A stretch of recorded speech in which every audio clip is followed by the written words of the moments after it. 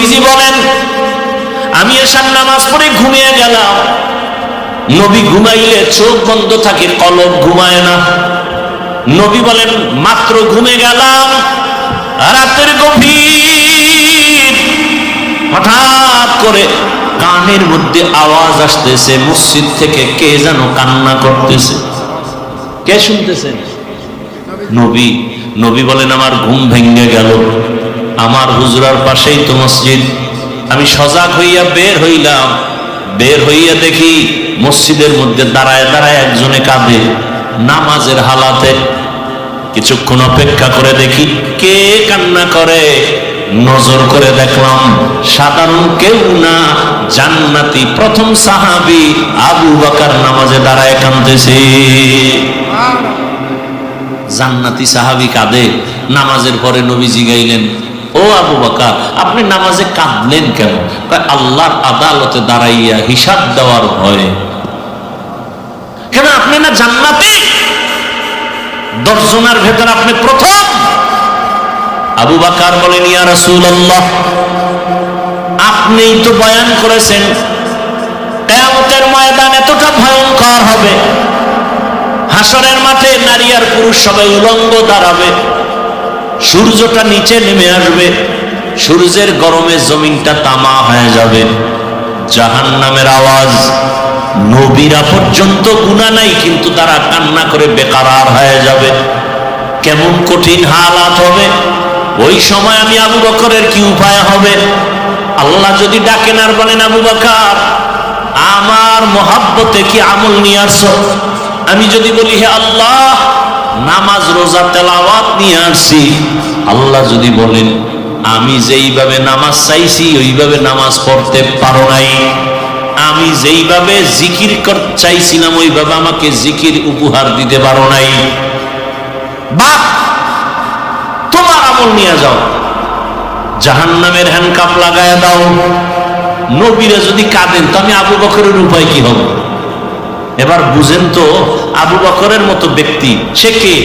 শুধু তার বিষয়ে আলোচনা করলে রাত পার হয়ে যাবে। রাসূল বলেন, দুনিয়ার সব মুমিনের আমল যদি এক পাল্লায় দেওয়া হয়, আবু বকরের মাত্র 2টা আমল যদি আরেক পাল্লায় দেয়, আবু বকরের 2 আমল সারা দুনিয়ার মুমিনদের আমল থেকে ভারী। ওমর বলতেছে, আবু বকর, আপনি আমি ওমরের সব আমল নিয়ে যান, আপনার 2টা আমল আছে দামি, আমি জানি, ওইটা আমারে দেন। আবু বকরকে আল্লাহ নিজে জিব্রাইলকে পাঠায় বলে, আজকে আবু বকরকে আমি আল্লাহর পক্ষ থেকে স্পেশাল সালাম দাও। সেই আবু বকর কাঁদতেছেন কিসের ভয়? তা আপনি কোন জগতের মাস্তান? এখানে যত মাস্তান থাক, ইসলামকে বাদ দিয়া কারো মাস্তানি চলবে না। মক্কার কাফের মুশরিকেরা রহমতের নবীর আদর্শ দেখা পাগল হয়ে গেল। কেমন আব্দুল্লাহর সন্তান, 2টা চোখ মোবারক গরম করে রহমতের নবী কারো দিকে তাকান না, চোখ গরম করে তাকান না। কতটা শান্ত, কতটা ভদ্র, কতটা নম্র। 40 বছর পরে আল্লাহ পাক নবীকে কোরআন অবতীর্ণ করলেন, দাওয়াত শুরু হয়ে গেল। রহমতের নবী কোরআন পায়া দাওয়াত শুরু করলেন। এবার একদল নবীর ভালো জানিয়াও কালেমা পড়ে না, আর একদল এক আওয়াজে নবীর হাতে কালেমা পড়ে। মক্কার এই চরিত্রহীন মানুষগুলো রহমতের নবীর হাতে হাত লাগাইয়া কালেমা পড়ার পরে এরা এতটা দামি হয়ে গেছে, আল্লাহ জিব্রাইলকে পাঠায় বলে, লিস্টি নিয়ে নবীর কাছে দাও, লিস্টির মধ্যে যাদের নাম আছে ঘোষণা করে দাও এরা বিনা হিসাবে জান্নাতি। কয়জন? 10 জন সাহাবা। দুনিয়াতেই তারা গ্রান্তি জান্নাতের সুসংবাদ পেয়ে গেলে, জানা থাকলে বলেন প্রথমে কার নাম, দ্বিতীয় কার নাম, তৃতীয় কার নাম, চতুর্থ কার নাম? এরকম 10 জন সাহাবা জান্নাতের অগ্রিম সুসংবাদ পেয়ে গেলেন রাদিয়াল্লাহু আনহু আজমাইন। এই যে মক্কার খারাপ মানুষগুলো জান্নাতের সুসংবাদ পাইলেন দুনিয়াতে জিন্দা অবস্থায়। এরা এত খারাপ ছিল। কেমন খারাপ আপনারা তো জানেন। যেই রহমতের নবীকে এক নজর মহাব্বতের দিকে তাকাইলেই মাত্র এক নজর জাহান্নামের আগুন হারাম। এবার বুঝেন নবীর চেহারা কেমন, কেমন মায়ার নবী আমার। যেই রহমতের নবীর চেহারা মোবারকে এক নজর দিলে 7 দিনের ক্ষুধা পেটের মধ্যে থাকে না। কেমন রহমতের নবী, যেই রহমতের নবী রাস্তা দিয়ে যখন চলেন সূর্যের গরম যেন কষ্ট না হয়, মেঘের খণ্ড ছায়া দেয়। রহমতের নবী, কেমন রহমতের নবী, যার শরীর মোবারকে মশা মাছি পড়ে না, হারাম। নবীজি রাস্তা দিয়ে যখন চলেন গাছ দুপার্শ্ব থেকে নত হয়ে রাসূলকে সালাম দেয়। রহমতের নবী যেখানে কদম দেন সেখান থেকেই দীর্ঘ বছর শুধু মেশকের ঘেরান আসতে থাকে। সুবহানাল্লাহ না? সুবহানাল্লাহ। আম্মা জান আয়েশা রাদিয়াল্লাহু আনহা বলেন, রহমতের নবীর ঘাম বোতলের মধ্যে ভরে রাখতাম, আর ওই ঘামগুলো আমরা বড় বড় অনুষ্ঠানে আতর হিসেবে ব্যবহার করতাম।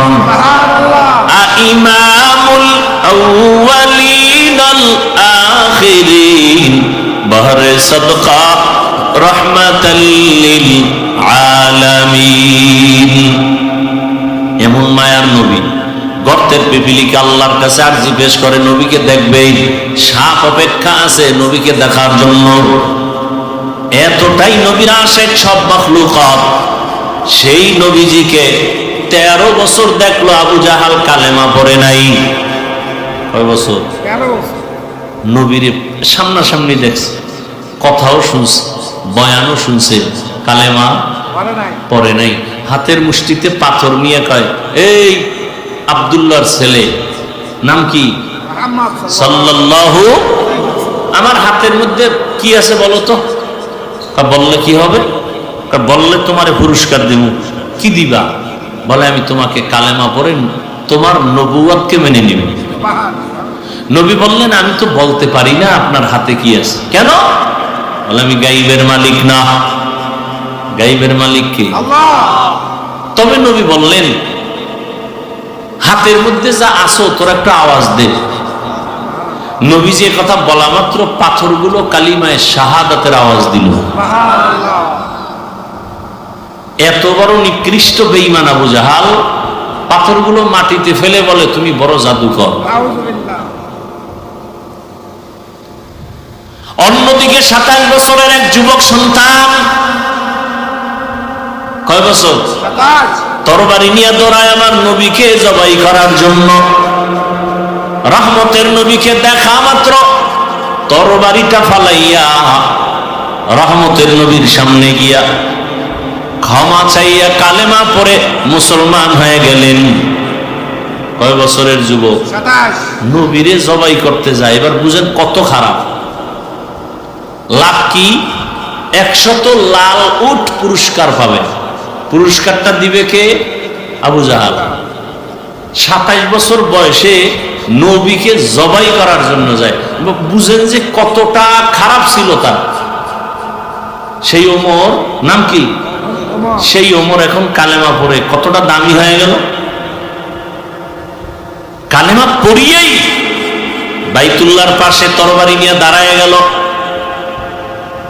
ভাষণ দিয়া দিল, এই মক্কার কাফের মুশরিকেরা, মুহাম্মদের বিরুদ্ধে কথা বললে আমার সামনে দাঁড়া, আমার তরবারি তোমাদের জন্য যথেষ্ট। নবী কলিজা দিয়া দোয়া করলেন, আল্লাহ ওমরের এত পাওয়ার দান করেছেন, ওমর এখন যেই রাস্তা দিয়ে চলে শয়তান ওই রাস্তায় আসে না। ওমরের দেখলেই দৌড়। এটা চিন্তা করেন তো 1 মিনিট, এই ওমর কেমন ওমর? শয়তান আল্লাহর সামনে চ্যালেঞ্জ দিয়ে সেজদা করে না আদম রে, এত বড় নিকৃষ্ট, সে ওমরের দেখলে দৌড়ায়। যুবক ছেলেটা মদের বোতল নিয়ে রাস্তা দিয়ে হাঁটে, হঠাৎ করে নজর করে দেখো অপর পার্শ্ব থেকে ওমর আসতেছে। যুবক ভয়, যদি ওমর দেখে আমার হাতে মদের বোতল তো কল্লা ফেলে দিবে। বোতল ফালাইয়াও দিতে পারে না, ওমরের নজর লেগে গেছে। মনে মনে আল্লাহরে ডাক দিছে, আল্লাহ মইরে গেল আর মদ খামু না, ওমরের হাত থেকে আমাকে বাঁচাও। ওমর কাছে আসছেন, এই যুবক মদের বোতল, আর বোতলটা আমার হাতে দাও। কি আছে তো জানি না, দেখি। যুবক তো কাঁপতেছে, দাও। যুবক তো দিল থেকে আল্লাহকে ডাকছে আর তওবা করছে। দিলের কান্না বড় দামি, দিলের তওবা বড় দাম। আমরা তো তওবা করি চোরের মতো। চোরের যখন বেতের বাড়ি দেয় ওকে আর জীবনে চুরি, কিন্তু যে ভিডায় মনে মনে কয় সুযোগ পাইলে তোরেও ছাড়বো না। যুবক তো তওবা অন্তর থেকে করে ফেলছে। বোতলটা ওমরের হাতে যাওয়া মাত্র ওমর তাকায় দেখে এক ফোঁটা মদও নাই, পুরো বোতলে সাদা দুধে ভরা।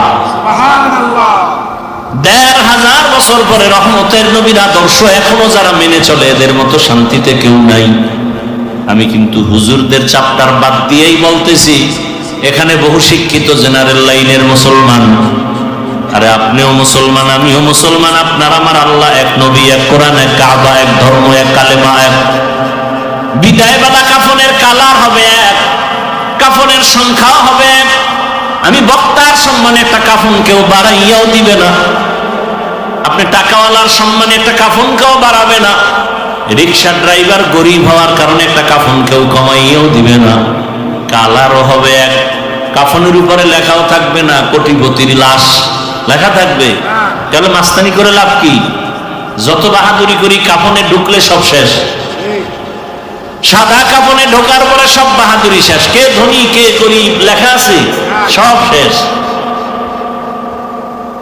এই বাহাদুরি কবরে যাওয়ার আগেই দেখাই গেল নাই, কাফনে ঢুকছে সব শেষ। এখন এটা কি গোলাম না মালিক, ইমাম না মুক্তাদি, ডাক্তার না রোগী, খবর নেই, সব এক হয়ে গেল। এবার কবরে রাখার পরে প্রশ্নও কিন্তু রবের পরিচয় দাও, ধর্মের পরিচয় দাও, রাহমাতুল্লিল আলামিনের পরিচয় দাও। কবরে নেওয়ার পরে জিগাইব না তুমি কি পীর সাহেবের মুরিদ, জিগাইবে? জিজ্ঞাসা করা হবে না তুমি তাবলীগওয়ালা নি, তুমি কওমিওয়ালা, তুমি কি মাদ্রাসায় পড়ছো, তুমি কোরআন শরীফ পড়ছো, তুমি হাফেজে কোরআন, তুমি মাওলানা, তুমি মুফতি না মুহাদ্দিস, জিগাইব? প্রশ্ন তিনটা সবার বেলায়, আমাকে আপনাকে একই। এই রবের পরিচয় দাও, ধর্মের পরিচয় দাও, রাহমাতুল্লিল আলামিনের পরিচয় দাও। এই তিনটা প্রশ্নের জবাব যারাই দিবে, নবীজি বলেন তার কবর হবে রাউযাতুম মির রিয়াজিল জান্নাহ। আর যারা এই তিন প্রশ্নের জবাব দিতে পারবে না, সে যত বড় ফাকরিওয়ালা হোক না কেন, তার কবর হবে হুফরাতুম মিন হুফারিন নার। ঠিক যারা আল্লাহর প্রিয় মুমিন, তারা দুনিয়াতে আসার পরে এক তো আসতে চায় না, আল্লাহ পাঠিয়েছেন তবে এখানে থাকার জন্য সে প্রস্তুত না, বরং এখান থেকে বের হওয়ার জন্য সদা অপেক্ষায় থাকে কখন এখান থেকে চলে যাবে। জেলখানায় কোনো মানুষ যদি যায়, তার চলাফেরা খানাদানার কোনো স্বাধীনতা থাকে না, সীমাবদ্ধ জীবন যাপন করতে হয়। ঠিক রাসূল করিম সাল্লাল্লাহু আলাইহি ওয়া আলিহি ওয়াসাল্লাম ইরশাদ করেন যে দুনিয়া নামক জেলখানায় যারা আল্লাহর প্রিয় মুমিন বান্দা বান্দি, এরাও দুনিয়াতে চলার ক্ষেত্রে, থাকার ক্ষেত্রে, খানার ক্ষেত্রে স্বাধীন না, সীমাবদ্ধতা আছে। জেলখানার আসামি ব্যক্তি চাইলেই কোথাও যেতে পারে না, চাইলেই ঘুমাতে পারে না, চাইলেই খেতে পারে না। ঠিক যারা আল্লাহর প্রিয় বান্দা মুমিন, এরাও দুনিয়াতে থাকবে ঠিক, কিন্তু চাইলেই ক্ষুধা আছে খেয়ে ফেলবে না। খানার আগে তাকে ভাবতে হবে গভীরভাবে যে খানাটা তার জন্য হালাল না হারাম। পা আছে চলার জন্য, যখন তখন মনে চায় যেখানে সেখানে চলে যাবে, মুমিন এটা পারবে না। আগে চিন্তা করবে আমি যেদিকেই কদম দেই ওই দিকে যাওয়াটা আমার জন্য মঙ্গল না অমঙ্গল, এটা আগে ভাবতে হবে। তো মূল কথা, দুনিয়া নামক জায়গা মুমিনের জন্য জেলখানার মতো এক অশান্তির বেড়াজাল। আর যারা দুনিয়াদার এদের জন্য শান্তির জায়গা। অর্থাৎ দুনিয়াতে কষ্ট করবে, পরকালে চূড়ান্ত শান্তি মুমিন পাবে। আর দুনিয়াতে শান্তির জন্য পাগল পারা হয় যারা আল্লাহকে ভুলে যাবে, এরা দুনিয়াতে শান্তি পাবে, মরণের পরে এদের কষ্ট অশান্তি এতটা তীব্র হবে যার কখনো শেষই হবে না। কি সমস্যাটা কি? তা ওইটা করে দেবে আর কি, এখানে পিছনে কি?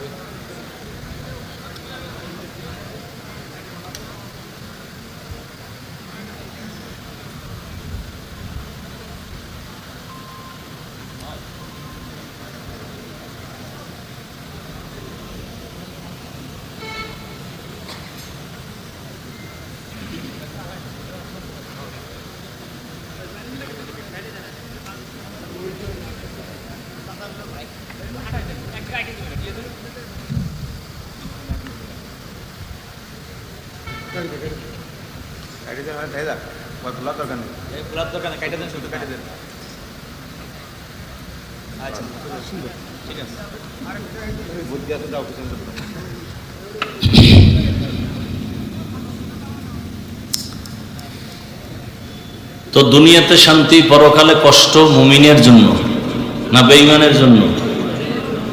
বুঝেন নাই? দুনিয়াতে শান্তি, পরকালে কষ্ট বেঈমানের জন্য। আর দুনিয়াতে কষ্ট, পরকালে শান্তি একমাত্র মুমিনদের জন্য। রাসূল স্পষ্ট করে বলেছেন, আল মুমিন দুনিয়াতে শান্তির চিন্তা করতে পারবে না। কেন? দুনিয়াটা পরীক্ষার হল। আল্লাহ দুনিয়াতে পাঠিয়েছেন আমাদেরকে একটা কাজ করার জন্য। আর দুনিয়া মাজরাতুল আখিরা, আখিরাতের সম্পদ অর্জন করার জায়গা দুনিয়া।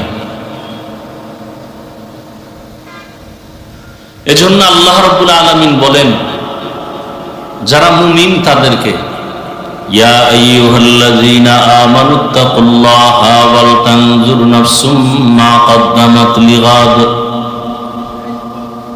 মুমিন তোমরা আল্লাহকে ভয় করো, তাকওয়া অর্জন করো। সামনের জিন্দেগি যে তোমার আছে সে বিষয়ে তুমি তৈয়ারি নাও। কি অর্জন করেছো তোমার সামনের সে জীবনের জন্য? সে জীবনটা শুরু হবে তোমার চোখ বন্ধ হওয়ার পরে। ওই জীবনকে বলা হয় পরকাল জিন্দেগি। মৃত্যুর পরে যে জীবন শুরু হবে আর কোনো শেষ নেই। সেই জীবন অনন্ত কালের জন্য। আর এই দুনিয়া নামক জায়গায় কেউ চাইলেও আসতে পারবে না। জান্নাতীরা জান্নাতে গিয়া আল্লাহর কাছে আরজি পেশ করবে দুনিয়াতে আসার জন্য, আবার নেক আমল করবে, হবে না? আল্লাহ এর জন্য আগেই সতর্ক করলেন, দুনিয়াতে আমি পাঠিয়েছি তোমাকে আখিরাত কামাই করার জন্য। قال رسول الله صلى الله عليه وآله وسلم الدنيا خلقت لكم وأنكم خلقتم للآخرة। নবীজি বলেন, দুনিয়া নামক গ্রহ, দুনিয়া নামক জায়গা মুমিন তোমার জন্য বানানো হয়েছে। তোমাকে দুনিয়ার জন্য বানানো হয় নাই, বরং দুনিয়া তোমার জন্য বানানো হয়েছে। আসমান, জমিন, গ্রহ, নক্ষত্র যা কিছু আছে, বাতাস, পানি, সূর্যের আলো, চাঁদের আলো, সবকিছু বান্দা তোমার জন্য। তোমাকে দুনিয়ার জন্য বানানো হয় নাই, খানার জন্য বানানো হয় নাই, ঘুমানোর জন্য বানানো হয় নাই, বরং ঘুম তোমার জন্য, খানা তোমার জন্য, বাজার তোমার জন্য, পানি, বাতাস সবকিছু তোমার জন্য। তুমি কার জন্য? কার জন্য? খাকো বাদো আবো আতিশ বান্দা আম বামানা তু মুর্দা বাহাক জিন্দা আম। দুনিয়া সব তোমার জন্য, তুমি কার জন্য? তোমাকে আল্লাহ বানাইছেন তার ইবাদতের জন্য। তুমি আল্লাহর ইবাদত করার জন্যই, তোমার কাজ আর কোনো কাজ নাই। দুনিয়াতে মানুষ যতক্ষণ থাকবে একটা কাজ, ইবাদত। কয় কাজ? কি নাম? কার ইবাদত? একমাত্র আল্লাহর ইবাদত। ইবাদত বলতে দুনিয়ায় তুমি যা কিছুই করবা, যা কিছু বলবা, সব ইবাদত। এমন একটা কাজ নাই, কথা নাই যেটা ইবাদতের বাউন্ডারির বাইরে যাবে। তোমার জীবনের সব কাজই ইবাদত। ইবাদতের চাদরে তোমাকে আটকায় দেওয়া হয়েছে। তুমি বাথরুমে যাইবা, তাও তোমার ইবাদত বানায় যেতে হবে। তুমি খানা খাইবা, তোমার খানাটা যেন কুকুরের মতো না হয়। কুকুরেও খানা খায়, বিড়ালেও খায়, দুনিয়ার সব প্রাণী খানা খায়, তুমি মানুষও খাইবা, তবে ব্যবধান থাকতে হবে। কুকুরের খানা ইবাদত না, কুকুরের ঘুম ইবাদত না। সব প্রাণীও খাবে, তুমিও খাইবা, তবে মানুষ, তোমার খানা হবে ইবাদত। অন্য প্রাণী ঘুমাইবে, তুমিও ঘুমাইবা। অন্য প্রাণীর ঘুম ইবাদত হবে না, তোমারটা ইবাদত হবে। কারণ দুনিয়ার সব তোমার গোলাম, আর তুমি শুধু কার গোলাম? আল্লাহর গোলাম। অতএব তুমি যা করবা সব আল্লাহর জন্যই করবা। দুনিয়াতে যা কিছু তুমি করবা ইবাদতের বাইরে কিছুই নাই। তুমি খানা খাও, ঘুমাও, ব্যবসা করো, চাকরি করো, লেখাপড়া করো, সব তোমার ইবাদতের পর্দার ভেতরে আটকানো। যদি তুমি ইবাদত বানাইয়া করো, বলে ইবাদত বানায় করবো কিভাবে? বলে ইবাদত বানায় করার দুইটা শর্ত মেনে করলে ইবাদত হবে। তুমি জীবনে যা কিছু করবা সব কিছু আমার আল্লাহকে রাজি করার জন্য, আল্লাহর সন্তুষ্টি অনুযায়ী। এবং তুমি যা কিছু করবা সব হবে রাহমাতুল লিল আলামিনের আদর্শ অনুযায়ী। আমি খানা খাইতেছি আল্লাহর সন্তুষ্টির জন্য, কার তরিকায়? রাসূলের আদর্শ অনুযায়ী। বলে আল্লাহর সন্তুষ্টির জন্য যদি খানা খাই, তাহলে আমার খানাটা হবে দস্তারখান সহ। আল্লাহর সন্তুষ্টির জন্যই যদি খানা খাই, তার মানে আমি আল্লাহকে সেজদা দিব, নামাজে আমি সময় কাটাবো, রমজানে রোজা রাখবো। আমার এই আল্লাহর সন্তুষ্টির জন্যই যদি খাই, তাহলে এর মানে হলো আমি আল্লাহর ইবাদতে আমার শক্তি লাগবে, আর শক্তি অর্জনের জন্য আমার খানার প্রয়োজন। আমার খানা খাইলে শক্তি হবে, শক্তি দিয়ে কি আমি গুনাহ করব না ইবাদত করব? তাহলে আল্লাহর সন্তুষ্টির জন্য খাই, তার মানে আল্লাহর সন্তুষ্টির একমাত্র কাজ ইবাদত। আর সে ইবাদত করতে হলে শক্তি লাগবে, শক্তি অর্জনের জন্য খানার দরকার, এজন্য খাই। হতে হবে রাহমাতুল লিল আলামিনের আদর্শ অনুযায়ী। আমি ঘুম যাই তাও আল্লাহর সন্তুষ্টির জন্য। আল্লাহর সন্তুষ্টির জন্য ঘুম যাওয়ার মানে হলো, আমি যদি ঘুম না যাই আমি দুর্বল হয়ে যাব, ক্লান্ত হয়ে যাব, আমার ইবাদত করতে ঝামেলা হয়ে যাবে। আল্লাহকে সন্তুষ্টি রাখার জন্য যেন আমার কোনো ঝামেলা আমাকে আটকাইতে না পারে, এজন্য আমার ঘুমও দরকার। এটা আল্লাহ দিয়েছেন আমার সুস্থতার জন্য।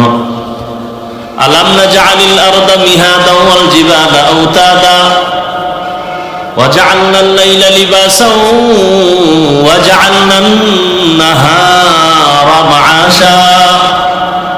রাত আল্লাহ দিয়েছেন প্রত্যেকটা প্রাণীর আরামের জন্য। সমস্ত চিকিৎসা বিজ্ঞানীরা একমত, মানুষের জীবনের সুস্থতার জন্য রাতের ঘুম হলো তার মহা ঔষধ। রাতের ঘুম না দিনের ঘুম? রাতের ঘুম সারা দুনিয়ার মানুষের শরীরকে পরিপূর্ণ সুস্থ রাখার এক মহা ফ্রি ঔষধ। রাতের ঘুম সারাটা দিনও যদি কেউ ঘুমায়, রাতের ঘুমের বরকত দিনের ঘুমে আসে না। তবে রাতের ঘুম পুরা রাত না, সন্ধ্যা রাতের ঘুম শরীরের ঔষধ না, শেষ রাতের ঘুম শরীরের ঔষধ না, একমাত্র মধ্যরাতের ঘুম হলো শরীরের জন্য এক মহা ঔষধ। কোন রাতের ঘুম? মধ্যরাত।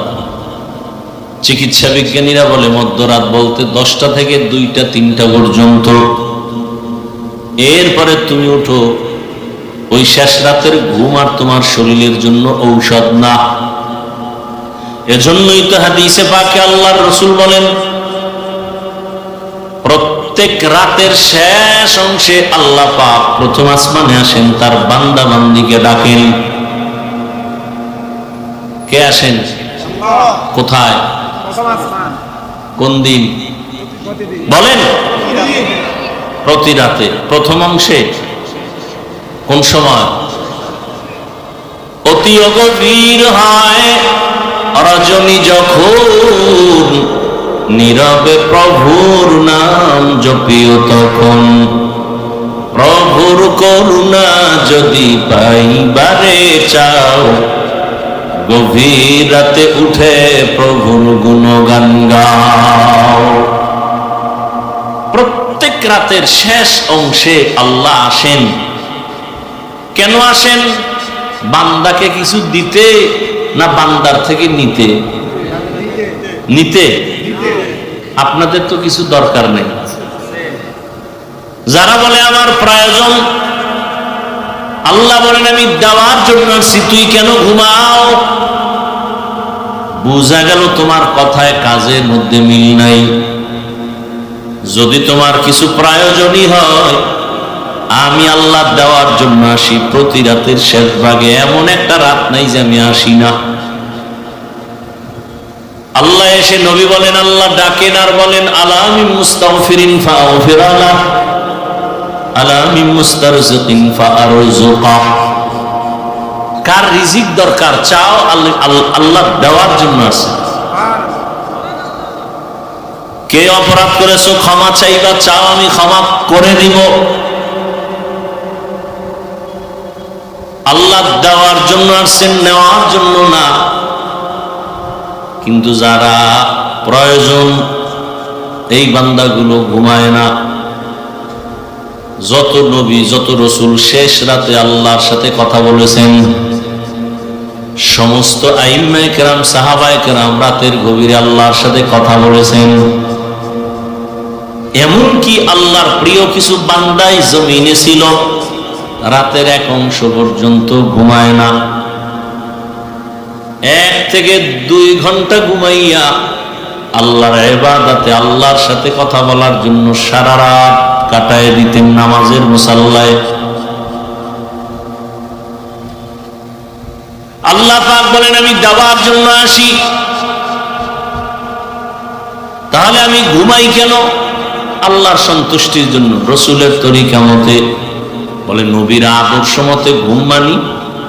নবীজি বলেন কেউ যদি এশার নামাজ পড়ে ঘুমিয়ে যায়, আবার ঘুম থেকে উঠিয়া ফজরের নামাজ আদায় করে, নবীজি বলেন এই যে এশা থেকে ফজর পর্যন্ত ঘুমাইল, এই ঘুমটাও তার ইবাদতের পাল্লায় ওজন করা হবে। যে এশার নামাজ জামাতে পড়লো, এরপরে ঘুমায় গেল, আবার উঠে সে ফজরের নামাজ জামাতে আদায় করছে, এই মাঝখানের সময়টা যে ঘুমাইলো এটাও নেকের পাল্লায় উঠে যাবে। তাহলে ইবাদতের জন্য আল্লাহ পাঠাইছেন। ইবাদত সব কার সন্তুষ্টির জন্য? নিজের মন গড়া করলে আর ইবাদত সেটা ব্যবসা না। নামাজও যদি কেউ মন গড়া পড়ে তাহলে আর ইবাদত হবে না। সব কিছু হওয়ার জন্য শর্ত রসুলের তরিকা, আদর্শ, এর নাম সুন্নত। এর নাম কি? তো খুঁজাও সুন্নতে আহমদ খুঁজা বা মুহাম্মদ কৈবুদ নিসবতরা মান আহাব্বা সুন্নতি কওলে রসুল মজদায়ে কানা মাই হাম তুম কবুল। রহমতের নবীর আদর্শ। মাগরিবের ফরজ নামাজ কত রাকাত?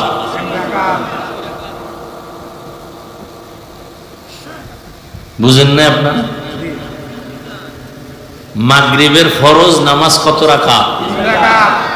এখন একজনে 3 রাকাত শেষ করতে গিয়া চিন্তা করলো যে বেজর হইরা লাভ কি, আল্লাহকে আরো 2টা সিজদা বাড়ায় দিয়া 4 রাকাত করি। আল্লাহর জন্যই আরো 2টা সিজদা বাড়াইয়া আর 1 রাকাত পড়িয়া 4 বানাইল। আল্লাহ খুশি কেন? সে তো গুনাহ করে নাই, কাউকে গালি দেয় নাই, মানুষকে দেখাবার জন্য করে নাই, আল্লাহর জন্যই করছে। এরপরও কি হবে? গুনাহ হবে। কেন? নবীজির আদর্শে এটা নাই। যা হবে সব মদিনার রসুলের আদর্শ অনুযায়ী। আর নবীজির আদর্শ, এই বাচ্চাগুলো এমন করে কেন? এরা বুঝলাম না তো। তুই মরাডারে মারো কেন, লড়ে কেন? তো এমনি নাচনেওয়ালা বুড়ি আরো যদি পায় বলে, সব এলোমেলো, কথাও এলোমেলো, কিন্তু আরো ঝামেলা করলে তো সব শেষ। আমও গেল, সালাও। আল্লাহ হেদায়াত দান করে। রসুলের আদর্শ এতটা পারফেক্ট, পৃথিবীতে মানুষ জীবনে যা করবে প্রত্যেকটা কাজের মধ্যে রসুলের নিদর্শন আছে, আদর্শ আছে। নবীর আদর্শে দেখায় না এমন কোন কাজ। সরকার খানা বরাদ্দ দেয় খাদ্য মন্ত্রণালয়ের থেকে, তাই তো? এই আপনাদের মাগুরা জেলার জন্য গম, চাল এগুলি বরাদ্দ দেয় না? দেয়। এই চালটাকে কিভাবে আপনি পাকাবেন, ভাত বানাবেন, রুটি বানাবেন, এই সিস্টেম, এই তরিকা, এই আদর্শ খাদ্য মন্ত্রণালয়ের থেকে সরকারিভাবে কেউ শিখায় দেয়? আর আমার রসুলের আদর্শ কত সুন্দর। তুমি খানাটা পাকাইবা কিভাবে, নবী দেখাইয়া দিছেন, শিখাইয়া দিছেন। খানা পাকাইয়া খাইতে বসবা কিভাবে, খানাটা তুমি লোকমা মুখে দিবা কিভাবে, নবী ধরে ধরে সব শিখাইয়া দিছেন। নবীজির আদর্শের মতো দামি আদর্শ পৃথিবীর আর কোথাও কারো কাছে নাই। এই জন্য সব ধান্দাবাজার চান্দাবাজেরা চান্দাবাজি ধান্দাবাজি করে ব্যর্থ। রসুলের আদর্শ এত সুন্দর যে ১৫০০ বছর পরে এখনো যারা রসুলের আদর্শ মতো চলে, এদের মতো সম্মানে শান্তিতে পৃথিবীতে এখনো কেউ নেই, এখনো কেউ নেই। নবীজির আদর্শ বাদ দিয়ে যারা ভিন্ন আদর্শ গ্রহণ করার স্বপ্ন দেখছিল, কেউ নিজেরাও শান্তি পায় নাই, অন্যদেরও শান্তি দিতে পারে নাই। এখানে আপনারা অনেক শিক্ষিত মানুষ, কেউ যদি বলতে পারেন যে মদিনার রসুলের আদর্শ থেকে আরো সুন্দর আদর্শ আছে শেখ মুজিবুর রহমান সাহেবের মধ্যে, কথা বুঝেননি? নাউজুবিল্লাহ পরে বলেন, আগে নাউজুবিল্লাহ বলেন কেন?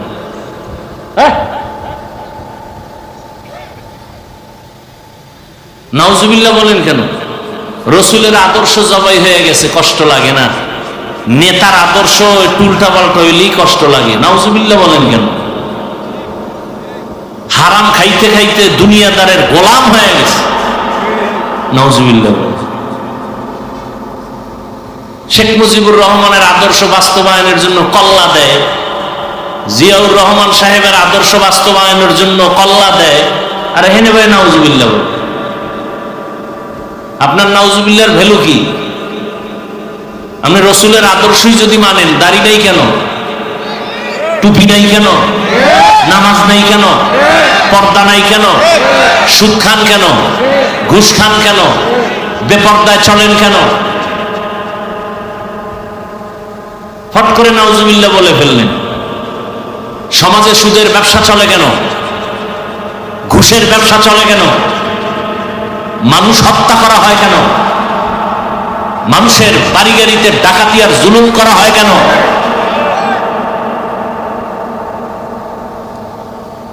কথা বুঝার চেষ্টা করেন, দিল থেকে মানার বুঝার চেষ্টা করেন। আপনিও মুসলমান, আমিও মুসলমান। আপনার আল্লাহ আমার আল্লাহ না দুই? আপনাদের নবী আমার নবী, আপনাদের কোরআন আমার কোরআন, আপনাদের কাবা আমার কাবা, আপনাদের ধর্ম আমার ধর্ম, আপনাদের কালেমা আমার কালেমা। তাহলে আপনাকে দাড়ির জন্য আমাকে বয়ান করতে হবে কেন? নামাজের জন্য আপনাকে বয়ান করতে হবে কেন? যে এখানে এত মানুষ বসছেন, নাই নাইয়ের মধ্যে যারা বসছেন, এর মধ্যেও বহু মানুষ ফজর পড়েন নাই, জোহর পড়েন নাই, আসর পড়েন নাই, মাগরিব পড়েন নাই, এসা পড়েন নাই। কি মস্কারি করেন না? রসুল বলেন বেঈমানেরা নামাজ পড়ে না, মুমিন যারা নামাজ ছাড়ে না। আপনি কি নিজের হিসাব মিলাই নেন তাড়াতাড়ি? আমি আপনাদের বুঝাবার জন্য বলতেছিলাম, কেউ যদি বলে কথার কথা যে রসুলের আদর্শ থেকেও আরো সুন্দর আদর্শ শেখ মুজিবুর রহমান সাহেবের, আমি হাফিজুর রহমান আল্লাহর কসম করে বলি, নবীজিরটা বাদ দিয়ে আমি শেখ সাহেবেরটা নিব যদি সুন্দর। আমি আমারটা বলতেছি। কেউ যদি বলতে পারেন মাগুরার মানুষ, নবীজির থেকেও জিয়াউর রহমান সাহেবের আদর্শ ভালো, আমি মদিনার রসুলেরটা বাদ দিয়া জিয়াউর রহমান সাহেবেরটা নিব, বলার মতো কারো কলিজা আছে? নাই তো নাই। বরং এটা ফাইনাল কথা, দুনিয়ার সব চান্দাবাজার ধান্দাবাজের আদর্শ না পা, রসুলের আদর্শই শুধু পা। এই জন্য রসুলের আদর্শ আমরা হুজুরেরা মানি, আমরা এখনো পবিত্র অবস্থায় আছি। আর যারা মানে না, ও শরীরের পাশে দাঁড়াইলেও গন্ধ, গাঞ্জার গন্ধ, মদের গন্ধ, বিড়ির গন্ধ। কথা ঠিক নেই? এরপর তোর কলিজা না পা, দেমাগ না পা, খানা খাইয়ে টানে মদ, ব্যবসা চলে সুদ, 24 ঘন্টার সেকেন্ডে সেকেন্ডে সেকেন্ডে অল টাইম। পুরুষেরা জেনার গুনাহ করে মায়ের সাথে, মহিলারা যদি হারাম খায় জেনা হয় বাবার সাথে। কত বড় মারাত্মক অন্যায় করে আপনি চিন্তা করেন। আল্লাহ পাক বলছেন, আমি দুই দল মানুষের সাথে আমি আল্লাহ নিজে যুদ্ধ করার জন্য রেডি। কতটা কঠিন কথা যে আল্লাহ নিজে যুদ্ধ করবেন। এর মধ্যে একদল সুদখোর, একদল আর একদল ওলিয়া উলিয়ার দুশ্মন। আমাদের সমাজে আছে না? মোস লাম্বা পীরা চায়ের দোকানে বয়ে বাহাদুরি করে, আউজুবিল্লাহ পারে না, বিসমিল্লাহ পারে না, বলে আমরা ওলিয়া উলিয়া মানি না। সারা বাংলাদেশে বলেছি, আল্লাহর জাতের কসম করে আজও বলে গেলাম, যারা বলে ওলিয়া উলিয়া মানি না, এরা কোরআন মানে না, বুখারী শরীফ মানে না, এরা ভণ্ড। এদেরকে যারা ভণ্ড বলে না, তারাও ভণ্ড। আমার এই কথা সন্দেহ করলো তার ঈমান দুর্বল হয়ে যাবে। এই জমিনে যারা ওলিয়া উলিয়া মানে না, এরা কোরআনও মানে না, বুখারীও মানে না। তাহলে এরা হক না বাতিল? এদেরকে যারা বাতিল বলবে না, তারাও কি বাতিল? তাহলে ওলিয়া উলিয়ার সাথে যারা দুশ্মনী করবে, আল্লাহ নিজে বলেন বুখারী শরীফে, রসুল আপনি বলে দেন আমি আল্লাহ নিজে রেডি তার সাথে যুদ্ধ করব। কতটা মারাত্মক সতর্কবাণী! আব্রাহাম লিঙ্কনের আদর্শ না পাপ, মাও সেতুনের আদর্শ না পাপ, লেনিনের আদর্শ না পাপ, কালমার্সের আদর্শ না পাপ, এক কথায় দুনিয়ার সবার আদর্শ না পাপ, রাহমাতুল্লিল আলামিনের আদর্শই কি কেমন পাক বুঝার চেষ্টা করুন। ইতিহাস আপনারা জানেন, শিক্ষিত মানুষ। রহমতের নবী জমিনে আসছেন, কোন জায়গায় আসছিলেন জানা থাকলে একটু জবাব দেন। নবীজি দুনিয়াতে আসছেন কোন স্থানে বলেন? না মাগুরায়? মক্কায়। এবার আপনারা শুনছেন উলামায়ে কেরাম থেকে, রসুল যখন আসছেন মক্কায়, সেই সময় মক্কার হালাত ছিল অনেক খারাপ। কেমন খারাপ? মক্কার মানুষের মতো লম্পট চরিত্রহীন জমিনে আর কোনো মানুষ ছিল না, বড় খারাপ। এগুলো বিস্তারিত বিবরণ দেওয়ার সময় নাই, দরকারও নাই। এক কথায় মক্কার মানুষ ছিল পৃথিবীর নিকৃষ্ট চরিত্রহীন লম্পট। কতটা খারাপ ছিল! নারী আর পুরুষ উলঙ্গ হয় বাইতুল্লাহ তাওয়াফ করে, কোন পশু জবাই করার পরে রক্ত বাইতুল্লাহর দেওয়ালে মেখে দেয়।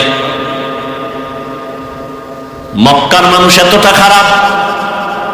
রহমতের নবী আসছে, দীর্ঘ 40 বছর পর্যন্ত রহমতের নবী কোনোদিন কাউকে বলে নাই নামাজ পড়ো, কালেমা পড়ো, জিকির করো, তেলাওয়াত করো। 40 বছর পর্যন্ত নবী কাউকে দাওয়াত দেন নাই। সবাই মুশরিক, কাফের। নবী সবার সাথে হাসি মুখে চলতেছেন, সবার সাথে হাসি মুখে চলেন, সুন্দর ব্যবহার। 40 বছরের ব্যবহারে মক্কার খারাপ মানুষগুলো রসুলের ভক্ত হয়ে গেল অন্তর দিয়া। আব্দুল্লাহর ছেলে মুহাম্মদ একটা মিথ্যা কথা বলে না জীবনে, জীবনে কোনোদিন একটা গালি দেয় নাই। হাজারো গালি শুনছে, নবী গালির জবাব দেন নাই। মক্কার কাফের মুশরিকেরা রহমতের নবীর আদর্শ দেখা পাগল হয়ে গেল। কেমন আব্দুল্লাহর সন্তান, দুইটা চোখ মোবারক গরম করে রহমতের নবী কারো দিকে তাকান না, চোখ গরম করে তাকান না। কতটা শান্ত, কতটা ভদ্র, কতটা নম্র। 40 বছর পরে আল্লাহ পাক নবীকে কোরআন অবতীর্ণ করলেন, দাওয়াত শুরু হয়ে গেল। রহমতের নবী কোরআন পায়া দাওয়াত শুরু করলেন। এবার একদল নবীর ভালো জানিয়াও কালেমা পড়ে না, আর একদল এক আওয়াজে নবীর হাতে কালেমা পড়ে। মক্কার এই চরিত্রহীন মানুষগুলো রহমতের নবীর হাতে হাত লাগাইয়া কালেমা পড়ার পরে এরা এতটা দামি হয়ে গেছে, আল্লাহ জিব্রাইলকে পাঠায় বলে লিস্টি নিয়ে নবীর কাছে দাও, লিস্টির মধ্যে যাদের নাম আছে ঘোষণা করে দাও এরা বিনা হিসাবে জান্নাতি। কয়জন? 10 জন সাহাবা। দুনিয়াতেই তারা গ্রান্তি জান্নাতের সুসংবাদ পেয়ে গেলে, জানা থাকলে বলেন প্রথমে কার নাম, দ্বিতীয় কার নাম, তৃতীয় কার নাম, চতুর্থ কার নাম? এরকম 10 জন সাহাবা জান্নাতের অগ্রিম সুসংবাদ পেয়ে গেলেন রাদিয়াল্লাহু আনহু আজমাইন। এই যে মক্কার খারাপ মানুষগুলো জান্নাতের সুসংবাদ পাইলেন দুনিয়াতে জিন্দা অবস্থায়, এরা এত খারাপ ছিল। কেমন খারাপ আপনারা তো জানেন, যেই রহমতের নবীকে এক নজর মহাব্বতের দিকে তাকাইলেই মাত্র এক নজর জাহান্নামের আগুন হারাম। এবার বুঝেন নবীর চেহারা কেমন, কেমন মায়ার নবী আমার, যেই রহমতের নবীর চেহারা মোবারকে এক নজর দিলে 7 দিনের ক্ষুধা পেটের মধ্যে থাকে না। কেমন রহমতের নবী, যেই রহমতের নবী রাস্তা দিয়ে যখন চলেন সূর্যের গরম যেন কষ্ট না হয়, মেঘের খণ্ড ছায়া দেয়। রহমতের নবী, কেমন রহমতের নবী, যার শরীর মোবারকে মশা মাছি পড়ে না, হারাম। নবীজি রাস্তা দিয়ে যখন চলেন গাছ দুপার্শ্ব থেকে নত হয়ে রাসূলকে সালাম দেয়।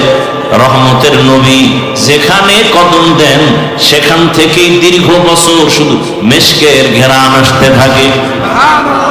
সুবহানাল্লাহ না সুবহানাল্লাহ।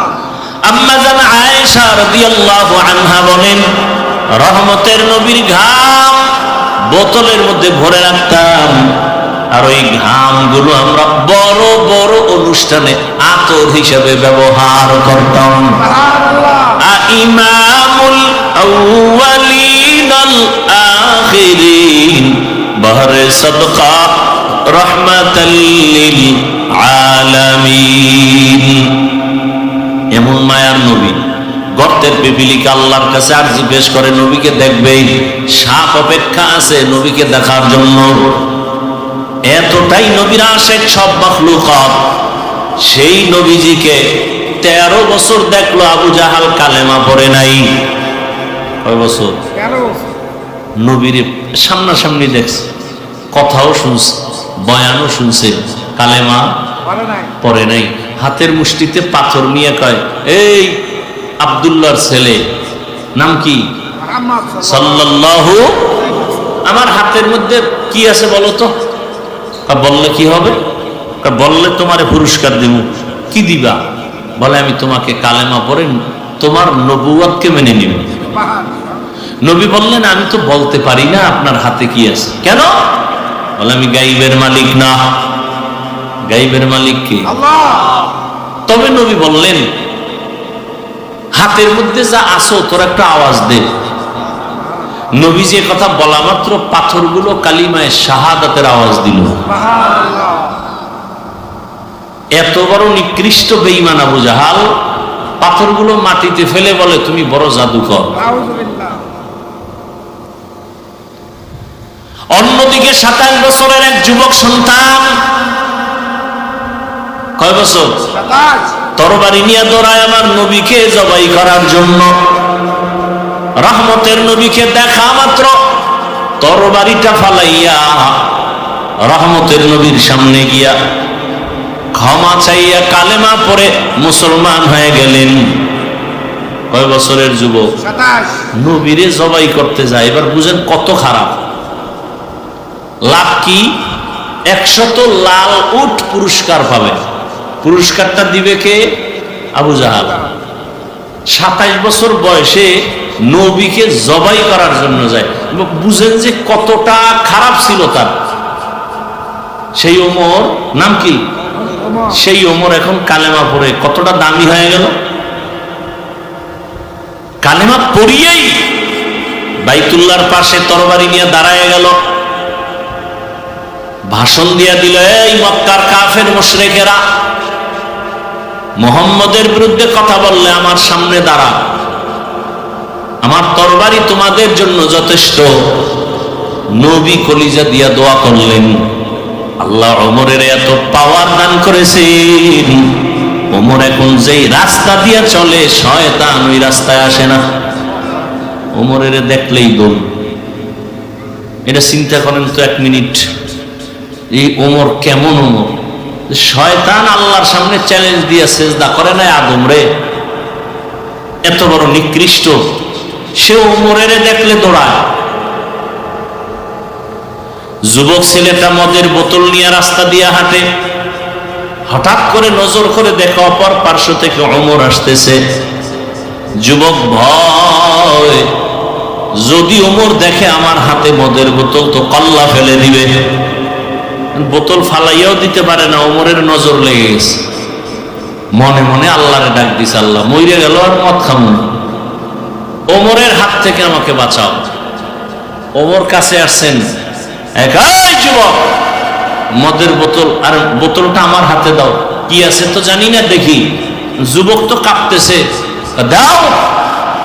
যুবক তো দিল থেকে আল্লাহকে ডাকছে আর তওবা করছে। দিলের কান্না বড় দামি, দিলের তওবা বড় দাম। আমরা তো তওবা করি চোরের মতো। চোরের যখন বেতের বাড়ি দেয় ওকে আর জীবনে চুরি, কিন্তু যে ভিডায় মনে মনে কয় সুযোগ পাইলে তোরেও ছাড়ব না। যুবক তো তওবা অন্তর থেকে করে ফেলছে। বোতলটা ওমরের হাতে যাওয়া মাত্র ওমর তাকায় দেখে এক ফোঁটা মদও নাই, পুরো বোতলে সাদা দুধে ভরা। শুধু কি তাই, ওমর তো নাই, ১৫০০ বছর হয়ে গেল, এখনো সে ওমরের পাওয়ার, এখনো যে নাম রাখছে ওমর, দেখবেন সে খুব গরম। যার নাম আবু বকর সে খুব নরম। শুধু তাই না, আমি বলে গেলাম পারলে আমল করেন, করবেন না তো কপাল খারাপ। প্রতিদিন যদি কেউ ঘুমের আগে ওযু সহকারে ঘুমায় আর বুকের উপরে খালি আরবিতে ৩টা অক্ষর লেখে, আইন মিম রা ওমর, এটা আঙ্গুল দিয়ে যদি বুকের উপরে লেখে ঘুমায়, মৃত্যুর আগের দিন পর্যন্ত কোনোদিন ঘুমে স্বপ্ন হবে না, দোষের স্বপ্ন হবে না, খারাপ কিছু দেখবে না স্বপ্নে। খালি ওমরের নামটা আইন মিম রা ৩টা অক্ষর বুকে লিখবে আঙ্গুল দিয়া। এবার বুঝেন ওমর বেডা কেডা, বুঝেন না রসুলকে জবাই করতে যায় কত বড় টপ লেভেলের টেররিস্ট। সেই ওমর সম্পর্কে রসুল বলেন, আমি মুহাম্মদের পরে নতুন আল্লাহ যদি আরেকজন নবী বানাইতেন ওমর হতো নবী। সুবহানাল্লাহ। ওমর কি নবী? তার মানে আল্লাহ আমি মুহাম্মদের পরে আর কোন নবী বানাবেন, অতএব ওমরও নবী না, আর গোলাম আহমদ কাদিয়ানীও নবী না। অথচ টাকা খাইয়া এই জমিনে বহু লোক আছে কাদিয়ানির পথে, এবং আরো কিছু লোক কাদিয়ানি বানাবার অপচেষ্টা করে শুধু টাকার জন্য, আর কিছু না। না আরবি পারে, না আউযুবিল্লাহ পারে, না বিসমিল্লাহ পারে, না কালেমা পারে, শুধু এই ধান্দাবাজি, শুধু টাকার জন্য। অথচ মানুষের টাকা অশান্তির মূল চাবি, শান্তি না। কি টাকা শান্তি দেয়? কই টাকাওয়ালারা কই? 10 তলা বিল্ডিং এর মাস্তানি কইরা লাভ কি যদি জঙ্গলে ঘুমাই? সুইস ব্যাংকে টাকা রেখে লাভ কি যদি টাকাগুলো বংশের কেউ খাইতে না পারে? এই বাহাদুরি করে লাভ আছে কিছু? এর সেই রিক্সা ড্রাইভার শান্তিতে আছে, কোনো টেনশন নেই। টাকা শান্তি দেয় না, শান্তি কে দেন? আল্লাহ। এজন্য এমপি সাহেবের চেয়ারের মেয়াদ শেষ, কিন্তু আল্লাহ যাদেরকে কোরআনের বরকতে সম্মান দিয়েছেন এই চেয়ারের কোনো মেয়াদই নেই। আছে? আল্লাহর দেওয়া সম্মান, আর মানুষ টাকা দিয়ে কিনে সম্মান। টাকা দিয়ে যারা সম্মান কিনে এদের প্রথমে ফুলের মালা, ফাইনাল জুতার মালা। আর আল্লাহ যাদের সম্মান দান করেন কোরআন সুন্নাহ অনুযায়ী চলার কারণে, এরা দুনিয়ায়ও বাদশা, আখিরাতেও বাদশা। এদের বলে মুকুটহীন সম্রাট, মুকুটহীন সম্রাট। ইয়া আইয়ুহাল্লাযীনা আমানুত্তাকুল্লাহা ওয়াল তানজুর নাফসুম মা কদ্দামাত লিগাদিন ওয়াত্তাকুল্লাহ। আল্লাহকে ভয় করো হে মুমিন, পরকাল জীবনের জন্য তুমি সম্বল সঞ্চয় করো। আমরা যারা আল্লাহর মহব্বত নিয়ে পরকালের চিন্তা করিয়া টুপি পরলাম, দাড়ি রাখলাম, নামাজ পড়ি, পর্দা করি, হালাল খাই, আমরা সব না খাই আছি না? চোখ কান খোলা রেখে ভুলে যাও না ইতিহাস। মহামারী করোনা সারা দুনিয়াটাকে চুপ করায় দিল, সারা দুনিয়া স্তব্ধ হয়ে গেল। স্কুল বন্ধ, কলেজ বন্ধ, ফ্যাক্টরি, চাকরি, ব্যবসা সব বন্ধ। ইতিহাস ভুলে যাইও না রে মানুষ। ওই মুসিবতের সময় জমিনে কোরআনের একটা মাদ্রাসাও বন্ধ হয়নি। আল্লাহ দেখাইছে না? কত চাকরিজীবীর চাকরি নাই, একজন হুজুর না খায় মরে নাই। লেখাপড়া শিখাইল মা বাবা টাকা খরচ করিয়া, কিন্তু এমন কুলাঙ্গার হয়েছে, বাবারে করোনায় যখন আক্রান্ত করলো, সন্তান ট্রিপল মাস্ক লাগায় ঘুরে বাবার লাশের কাছে যায় না করোনার ভয়।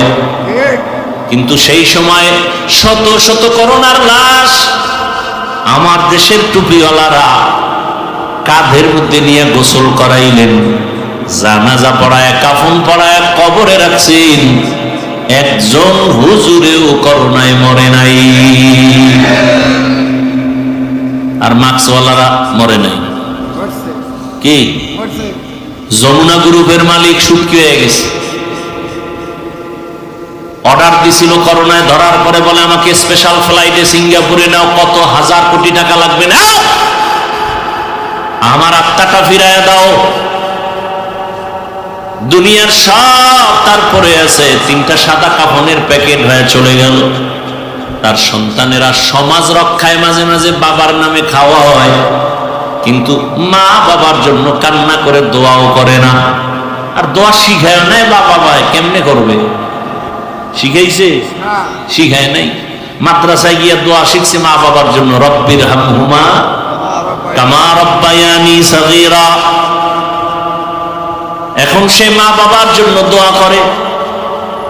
আর যারা কোরআনের রাস্তায় তালা লাগায় জেনারেল পথে দৌড়াইছে আল্লাহরে বাদ দিয়া, এরা দোয়া শিখে না, এরা শিখছে দুনিয়ার লাইনের কবিতা।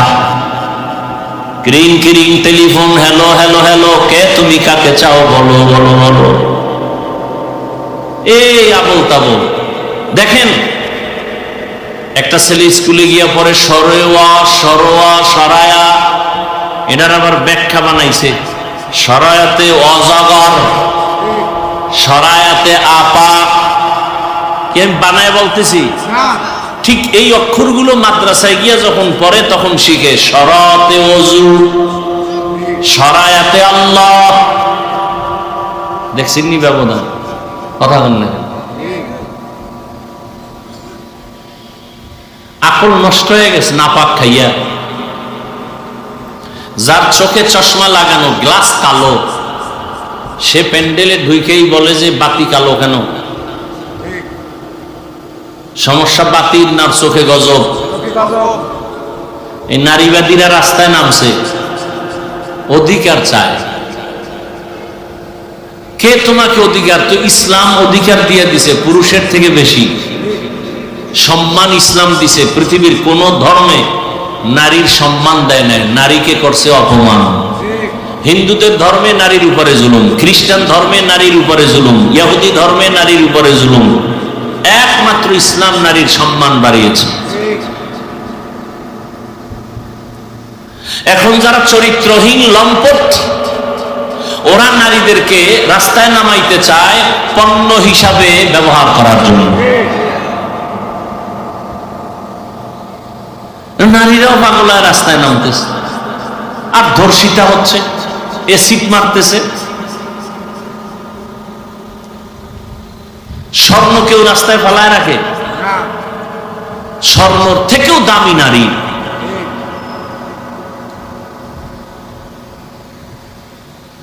আল্লাহ হেদায়েত দান করুন।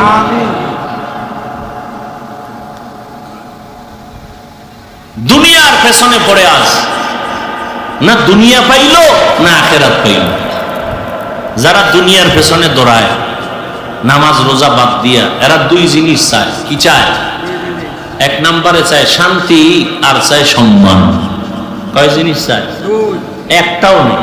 যারা আল্লাহকে বাদ দিয়া শুধু দুনিয়া দুনিয়া, নামাজে দাঁড়াইয়াও দুনিয়া, এগুলো খোঁজ নেন, শান্তিও নাই, সম্মানও নাই জুতার মালা গলায় দিয়া এটা সম্মান না কথা বলেন না টাকার অভাব নাই বাড়ি গাড়ির অভাব নাই কিন্তু শান্তি নেই বউ দিয়ে অশান্তি মাইয়া বলা দিয়ে অশান্তি মামলা হামলা এটা একটা শান্তি না অথচ যারা আল্লাহর হুকুম মতো চলে আমাকে হুজুরকে বাদ দেন মিয়া সবাই টেনশনে আছেন যে হুজুরকে কথা কয়ে বাদ সব হুজুর বাদ আসেন আপনাদের জেনারেল লাইনে সত্য কথা সাক্ষী দেন জীবনে মাদ্রাসায় যায় নাই আলিফ বাতাও শিখে নাই ইংরেজি জেনারেল লাইনে লেখাপড়া করে doctor engineer professor RAB police BDR army OC DC SP সত্য কথা বলবেন এরা কি মাদ্রাসা না জেনারেল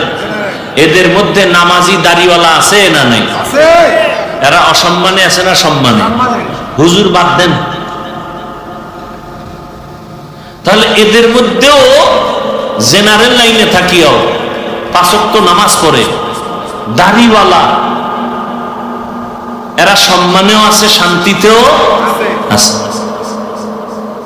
চোখের সামনে দেখায় দিলাম এরপর কপাল খারাপ ওই যে আবু জাহাল 13 বছর নবীরে দেখছে কালেমা পড়ে নাই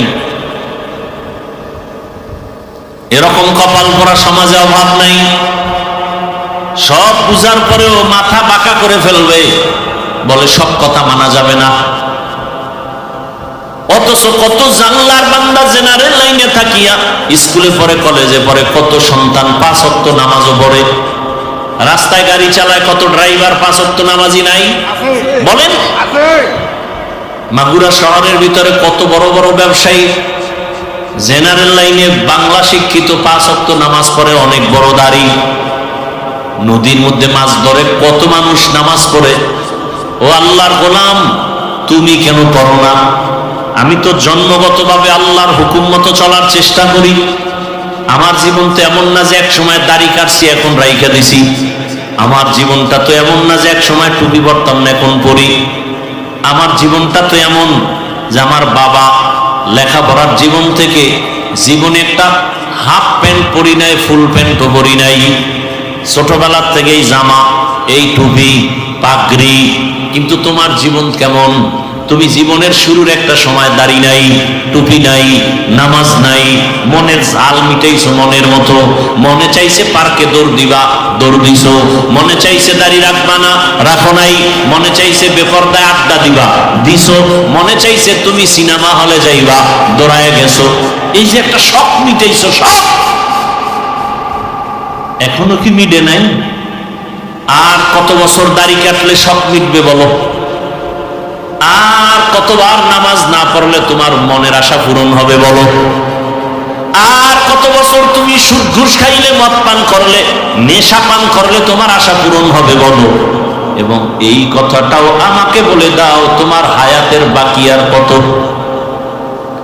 চোখের সামনে লাশ আর লাশ কয়দিন আর বাহাদুরি কই বাড়িওয়ালার বাড়ি পড়ে আছে বাড়িওয়ালা নাই কত টাকাওয়ালা সব সারিয়া কবরে চলে গেল কয়েক মাস হয়ে গেল ঢাকা একটা থানা আছে বাগদা থানা আসেনি আছে ওই জায়গায় এক টাকাওয়ালা মারা গেল ফেসবুকের যারা মুরিদ আপনারা তো ভুলে গেছেন সবার জানার কথা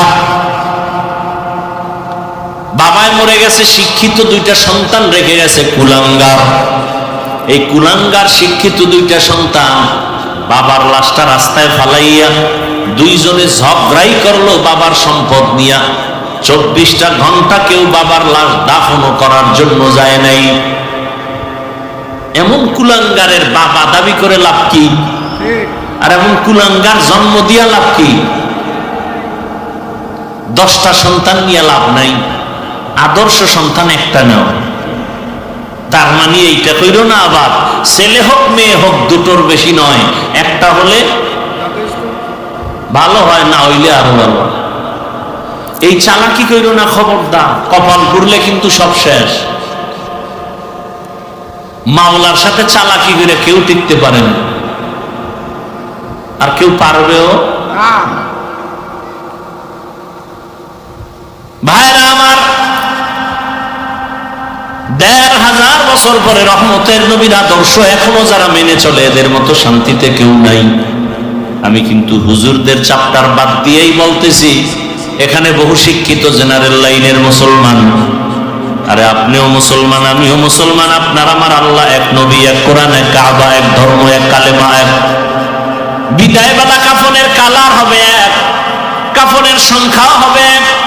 আমি বক্তার সম্মানে একটা কাফন কেউ বাড়াইয়াও দিবে না, আপনি টাকাওয়ালার সম্মানে একটা কাফন কেউ বাড়াবে না, রিক্সা ড্রাইভার গরিব হওয়ার কারণে একটা কাফন কেউ কমাইয়াও দিবে না। কালারও হবে এক, কাফনের উপরে লেখাও থাকবে না কোটিপতির লাশ, লেখা থাকবে। তাহলে মাস্তানি করে লাভ কি? যত বাহাদুরি করি কাফনে ঢুকলে সব শেষ। সাদা কাফনে ঢোকার পরে সব বাহাদুরি শেষ। কে ধনী কে গরিব লেখা আছে, সব শেষ। এই বাহাদুরি কবরে যাওয়ার আগেই দেখা গেল নাই, কাফনে ঢুকছে সব শেষ। এখন এটা কি গোলাম না মালিক, ইমাম না মুক্তাদি, ডাক্তার না রোগী, খবর নেই, সব এক হয়ে গেল। এবার কবরে রাখার পরে প্রশ্নও কিন্তু রবের পরিচয় দাও, ধর্মের পরিচয় দাও, রাহমাতুল্লিল আলামিনের পরিচয় দাও। কবরে নেওয়ার পরে জিগাইব না তুমি কি পীর সাহেবের মুরিদ, জিগাইবে? জিজ্ঞাসা করা হবে না তুমি তাবলিগওয়ালা নি, তুমি কওমিওয়ালা, তুমি কি মাদ্রাসায় পড়ছো, তুমি কোরআন শরীফ পড়ছো, তুমি হাফেজে কোরআন, তুমি মাওলানা, তুমি মুফতি না মুহাদ্দিস, জিগাইব? প্রশ্ন তিনটা সবার বেলায়, আমাকে আপনাকে একই। এই রবের পরিচয় দাও, ধর্মের পরিচয় দাও, রাহমাতুল্লিল আলামিনের পরিচয় দাও। এই তিনটা প্রশ্নের জবাব যারাই দিবে, নবীজি বলেন তার কবর হবে রাউযাতুম মির রিয়াজিল জান্নাহ। আর যারা এই তিন প্রশ্নের জবাব দিতে পারবে না, সে যত বড় ফাকরিওয়ালা হোক না কেন, তার কবর হবে হুফরাতুম মিন হুফারিন নার, জাহান্নাম। এখন জবাব দিতে কারা পারবে? আমরা হুজুরেরা। কথা বলেন না কেন? আরে মিয়া, হুজুর বাদ দেন, যারা জান্নাতের টিকিট হাতে পেয়েছেন, একটু আগে বলছিলাম না, জান্নাতের টিকিট হাতে পেয়েছেন কে? আবু বকর, ওমর, ওসমান, আলী। সেই আবু বকর সম্পর্কে শুনেন, রহমতের নবী বলেন, আমি যে আম্মা জান আয়েশা রাসূলের স্ত্রী, তার হুজরায় যে ঘুমান, রসুলের এই হুজরা আর মসজিদ একই দেওয়ালের এপার ওপার। তাকে এরকম বিল্ডিং নাকি? আরে খেজুর পাতার ঘর নিয়ে। নবীজি বলেন, আমি এশার নামাজ পড়ে ঘুমিয়ে গেলাম। নবী ঘুমাইলে চোখ বন্ধ থাকে, কলব ঘুমায় না। নবী বলেন, মাত্র ঘুমে গেলাম, রাতের গভীর, হঠাৎ করে কানের মধ্যে আওয়াজ আসতেছে, মসজিদ থেকে কে যেন কান্না করতেছে। কে শুনতেছে? নবী। নবী বলেন, আমার ঘুম ভেঙে গেল, আমার হুজরার পাশেই তো মসজিদ। আমি সজাগ হইয়া বের হইলাম, বের হইয়া দেখি মসজিদের মধ্যে দাঁড়ায় দাঁড়ায় একজনে কাঁদে, নামাজের হালাতে। কিছুক্ষণ অপেক্ষা করে দেখি কে কান্না করে। নজর করে দেখলাম সাধারণ কেউ না, জান্নাতি প্রথম সাহাবী আবু বকর নামাজে দাঁড়ায় কাঁদতেছে। জান্নাতি সাহাবী কাঁদে। নামাজের পরে নবীজি গাইলেন, ও আবু বকর, আপনি নামাজে কাঁদলেন কেন? আল্লাহর আদালতে দাঁড়াইয়া হিসাব দেওয়ার ভয়ে। কেন? আপনি না জান্নাতি? 10 জনের ভেতর আপনি প্রথম। আবু বকর বলেন, ইয়া রাসূলুল্লাহ, আপনিই তো বয়ান করেছেন কিয়ামতের ময়দান এতটা ভয়ঙ্কর হবে, হাসরের মাঠে নারী আর পুরুষ সবাই উলঙ্গ দাঁড়াবে, সূর্যটা নিচে নেমে আসবে, সূর্যের গরমে জমিনটা তামা হয়ে যাবে, জাহান্নামের আওয়াজ, নবীরা পর্যন্ত গুনাহ নাই কিন্তু তারা কান্না করে বেকারার হয়ে যাবে। কেমন কঠিন হালাত হবে ওই সময়। আমি আবু বকরের কি উপায় হবে? আল্লাহ যদি ডাকেন আর বলেন, আবু বকর, আমার মহব্বতে কি আমল নিয়ে আসছো? আমি যদি বলি, হে আল্লাহ, নামাজ রোজা তেলাওয়াত নিয়ে আসছি।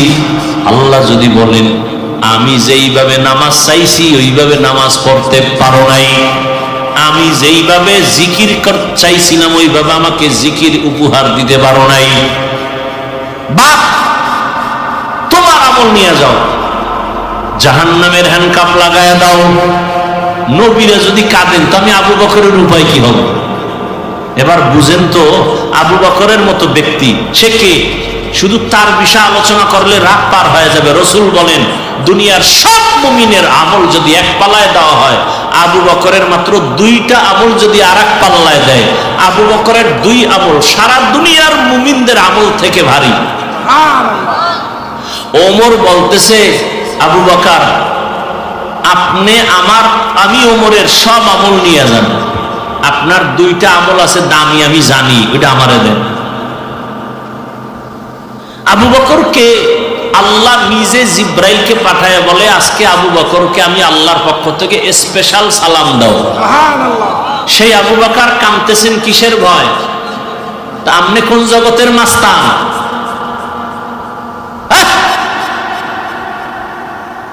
আপনি যে বলেন নামাজ না পড়লেও আমার ঈমান ঠিক আছে, আপনি কে?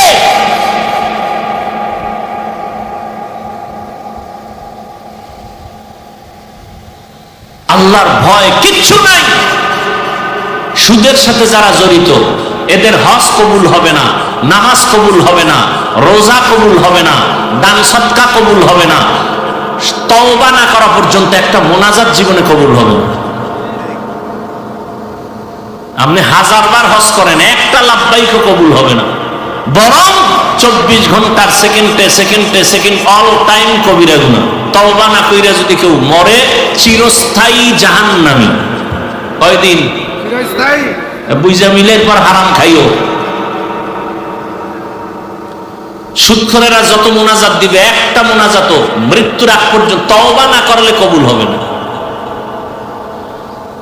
কোটি কোটি টাকা দিয়ে যদি মাদ্রাসা মসজিদ বানায় দেয়, 1 বিন্দু সওয়াব পাবে না।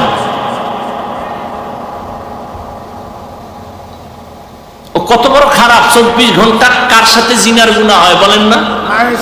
এর থেকে আর কুলাঙ্গার সন্তান দুনিয়াতে কি হতে পারে? ও তো কুলাঙ্গার, ও তো ভালো সন্তান নয়। আল্লাহ হেদায়েত দান করুন। এই সব কিছুর মূলে বয়ান তো আপনারা, এই সুদ খাওয়া হালাল না হারাম এটা আপনারা আগের থেকে জানেন না, তারপর আমার উপরে রাগ করেন কেন? আমি যে বয়ানগুলো করছি, এই যদি আগামী জুমায় কোনো ইমাম সাহেব করে, খতিব সাহেব, কমিটির লোক বলবে 1 মাস বাড়িতে ঘুরে আইয়েন, রেস্টে থাকেন। ঠিক নেই? কেন কেন? শিয়ালের হাতে মুরগি আমানত।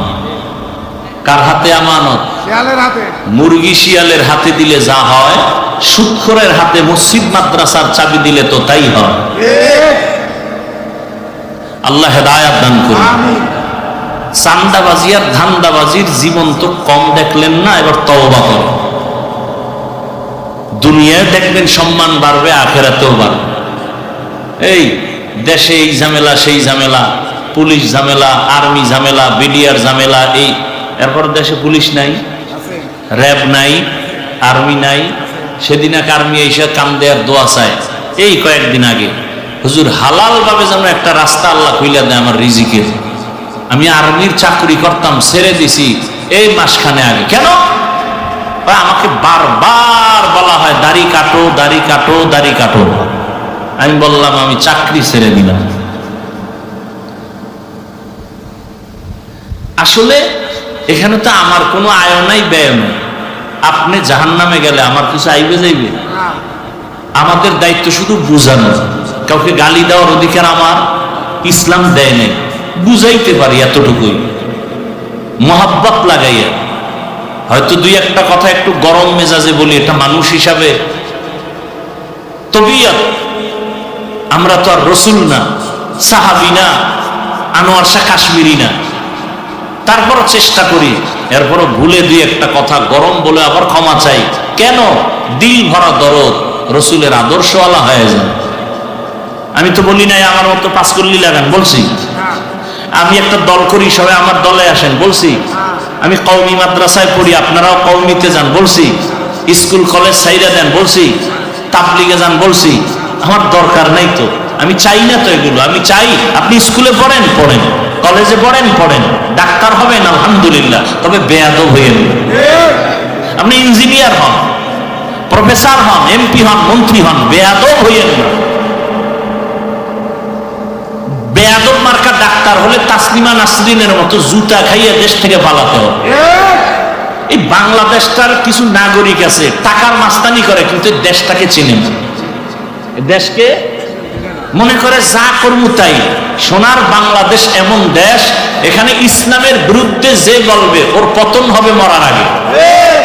এ দেশটাই দেশ, এখানে যত মাস্তান থাক, ইসলামকে বাদ দিয়া কারো মাস্তানি চলবে না।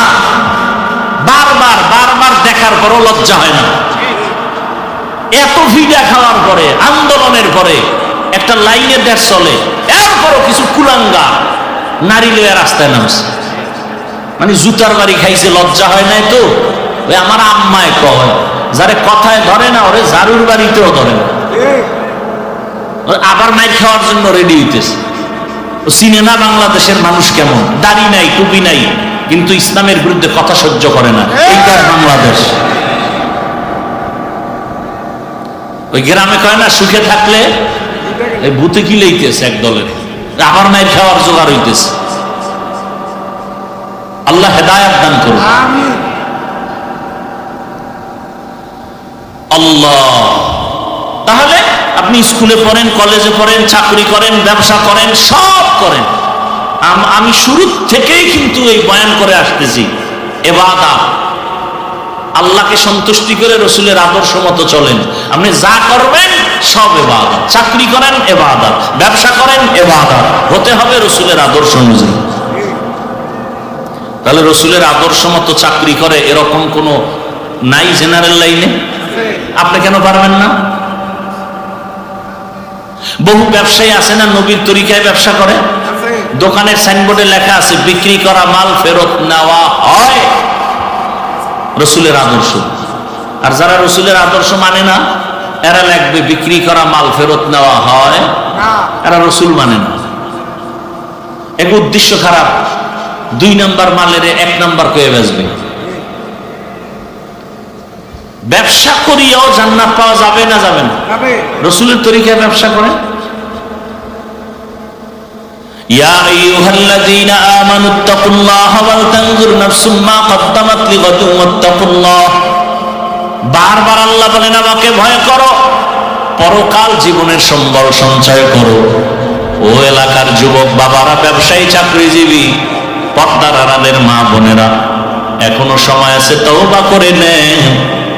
জীবনে গুনাহ তো কম করলেন না, নামাজ কম ছাড়লেন না, বেপরদায় কম চললেন না, এখন থেকে তওবা করেন। আল্লাহর হুকুম অনুযায়ী নবীর তরিকা নিয়ে চলবেন। মা বাবার দোয়া, শিক্ষকের দোয়া, উলামায়ে কেরামের দোয়া, পরামর্শ নিয়ে চলবেন। জীবনে আর নামাজ ছাড়বেন না, বেপরদায় চলবেন না, কারো উপরে অন্যায়ভাবে জুলুম করবেন না। তওবা করার নিয়ত যদি থাকে, ওমরের মতো আল্লাহ আপনাকেও গ্রহণ করে নেবেন। কপাল যদি পুড়িয়া যায়, হাজারো বয়ান শুনবেন, আবু জাহালের মতো কপাল পোড়াই থেকে যাবেন। আল্লাহর কাছে দোয়া করেন, আমিও দোয়া করি, আল্লাহ আমাদের ওমরের মেজাজওয়ালা তওবাকারী হিসাবে কবুল করেন। আমিন।